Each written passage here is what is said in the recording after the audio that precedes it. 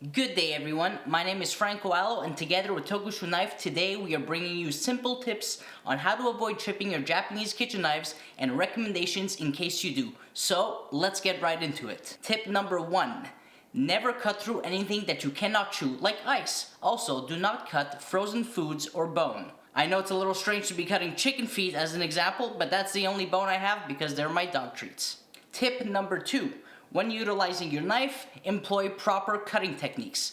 It doesn't matter if you're a push cutter, a pull cutter, an up and down chopper, always cut straight down. Try to avoid coming down on the food at an angle, and absolutely never employ torsion in your knife. So that's the wiggling left, right if you can't get through food. If you're having trouble going through a food item, just pull the blade back and push back down, but never use torsion or you will most likely chip your blade. Tip number 3. When using your knife, every time you make a cut, you'll be hitting a cutting surface. And so we professionally recommend that you never cut on glass, bamboo, marble, or really any countertops, to be honest, because you never know if that countertop is treated, if there's any gaps, so avoid all of those. What we highly recommend instead is cutting on something like a high quality polyurethane, aka plastic, or even very popular with the kitchen knife enthusiasts are high quality rubber boards like Hasegawa.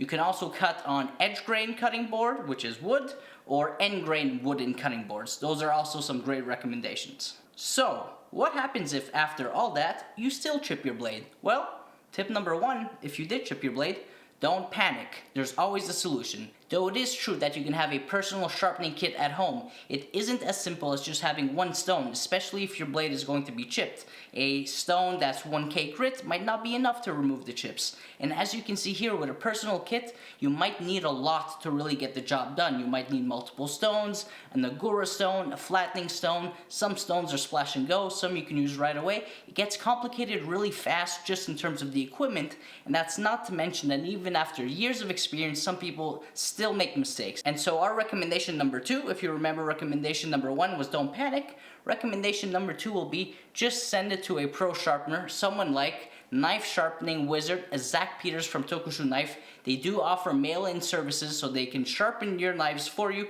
they can remove the chips, and therefore you don't have to worry about it. So that's essentially it. Remember, don't cut anything you can chew, don't cut through frozen foods or bone, never apply torsion on your blade and try to cut in straight linear motions. If you do chip your blade, don't panic, send it to a pro sharpener. I hope you enjoyed this video and you learned a lot, and we'll see you next time.